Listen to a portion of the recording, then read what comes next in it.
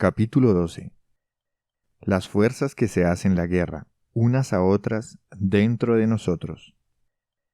En cada uno de nosotros hay dos grandes fuerzas que se hacen la guerra sin cesar. La una es la voluntad superior, la fuerza espiritual, que guiada por la razón, por la fe que nos quiere elevar a tener comportamientos propios de un ser racional, de alguien que es hijo de Dios y cuyo destino es la vida eterna del cielo. La otra, gran fuerza, que se llama inferior, es una fuerza material guiada por las pasiones, por las inclinaciones de la naturaleza carnal, y muchas veces por los atractivos de lo mundano, sensual, y por las tentaciones del demonio. Esta segunda fuerza, llamada apetito sensitivo, no nos logra llevar al mal si la voluntad guiada por la razón e iluminada por el Espíritu Santo le pone freno, le domina y guía. Una guerra continua. El santo Job decía que la vida de la persona humana en esta tierra es como un servicio militar en tiempo de guerra, o como el día de un obrero en tiempo de gran trabajo.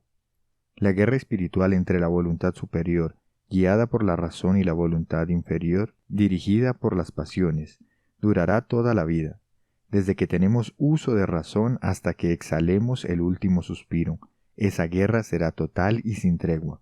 Habrá tiempos de mayor paz y otros de mayor combate, pero la lucha no cesará jamás en esta tierra. Aquí sí que se cumple lo que anunció Jesús: no vine a traer paz, sino guerra. Mateo 10:34.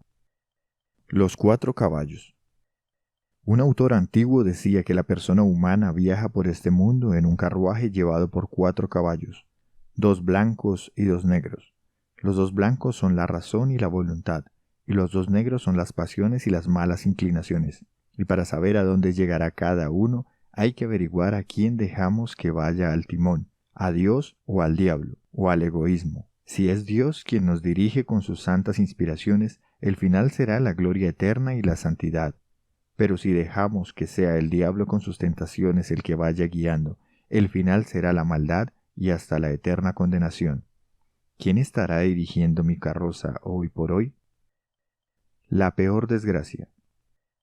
Así como el haber recibido de Dios el gusto por rezar y por pensar en lo celestial y sobrenatural es un regalo maravilloso que nunca podemos agradecer debidamente, así también la peor desgracia espiritual que le pueda suceder a una persona es quizás el contraer un mal hábito, el adquirir una mala costumbre. Nada hay que esclavice tanto como una mala costumbre. Con razón decía Jesús que el que comete pecado se vuelve esclavo del pecado. Juan 8:34. Quienes en su juventud adquirieron algún mal hábito, una facilidad para hacer alguna mala acción, adquirida a base de repetirla, sufre una pena indecible cuando tratan de enmendar su mala vida y romper las cadenas que los tienen esclavizados al mundo y a la carne, cambiar de vida y empezar a consagrarse enteramente al servicio de Dios.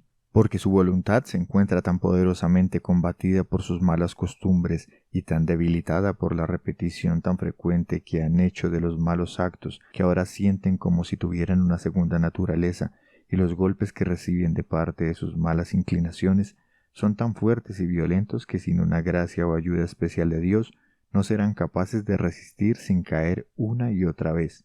En esto se cumple lo que decía San Pablo: hago el mal que no quisiera hacer, y en cambio el bien que sí quisiera hacer no lo logro hacer.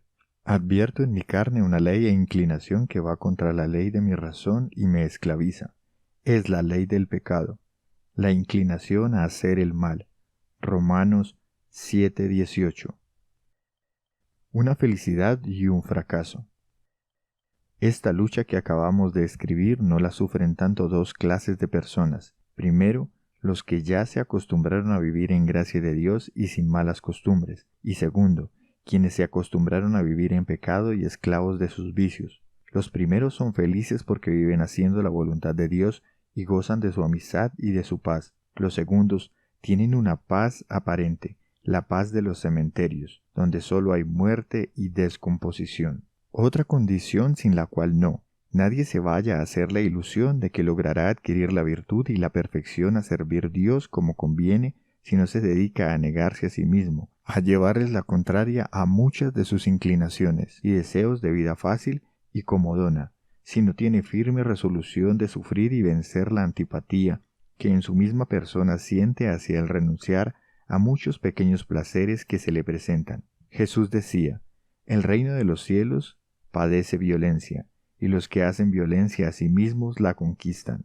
Mateo 11:12. En la subida hacia la perfección encontramos muchos que quedaron a mitad de camino y no pudieron seguir adelante y progresar porque les faltó una condición: negarse a sí mismos, llevarse la contraria, y se quedaron corriendo detrás de engañosas mariposas de gozos aparentes, y recogiendo flores sin perfume de pequeños gustos que no satisfacen plenamente, y no lograron subir a la cumbre de la santidad.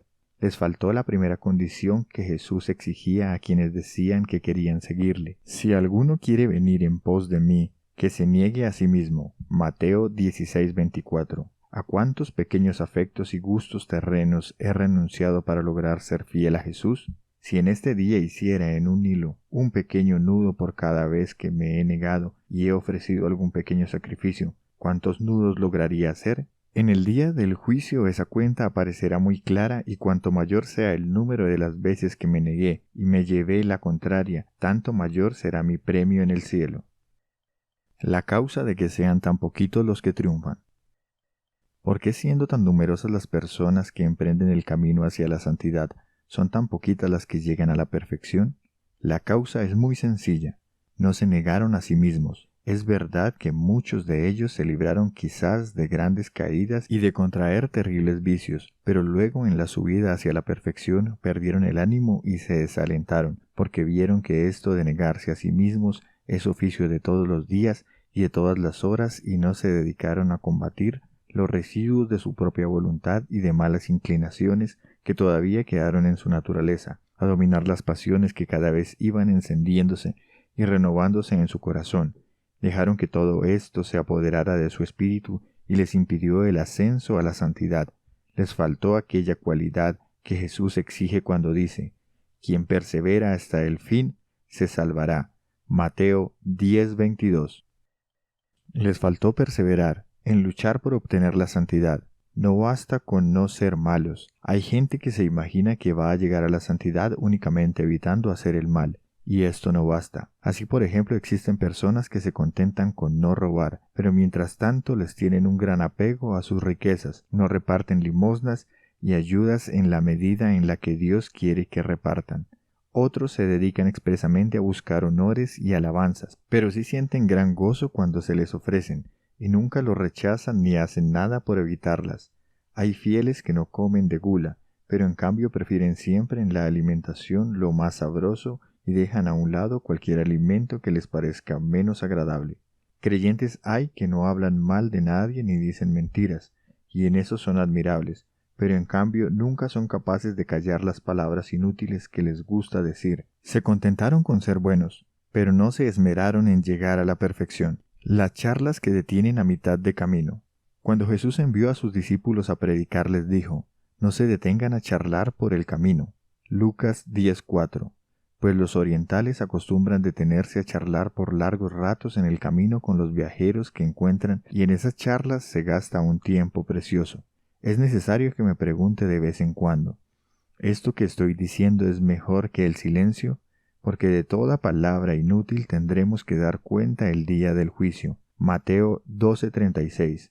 Que no tengan que decir de nosotros jamás lo que de alguna persona piadosa afirmaba a alguien a quien acompañaba en sus conversaciones.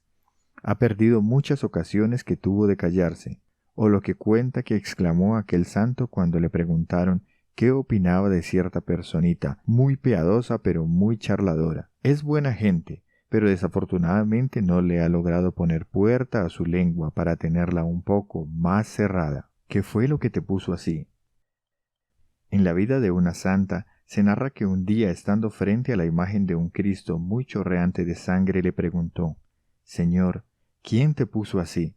Y le pareció que el Cristo le respondía: tus charlatanerías inútiles. ¿Qué me enseñará este ejemplo? Peligro.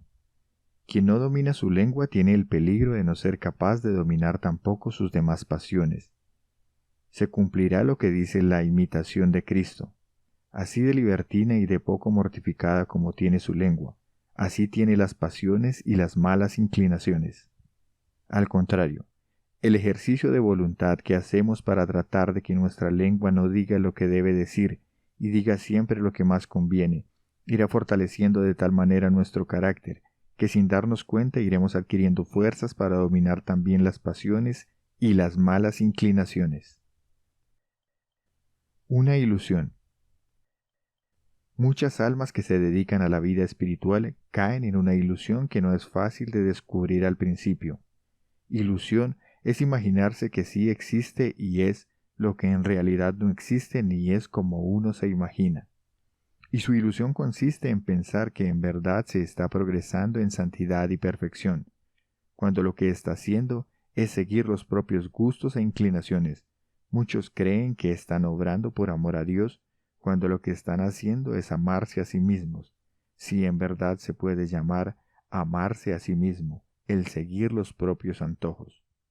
Y así eligen los ejercicios y prácticas de piedad que están más de acuerdo con sus gustos, rechazan y dejan a un lado lo que les causan alguna molestia o no les agrade mucho. El remedio. La solución para evitar caer en esta ilusión consiste en acatar de buena gana las penas y dificultades que se nos presentan cada día en el ejercicio de la perfección, pues cuantos mayores sean los esfuerzos que tenemos que hacer, tantos mayores serán las victorias y premios que Dios nos concederá, y con mayor seguridad conseguiremos las virtudes que necesitamos. Por eso un famoso santo,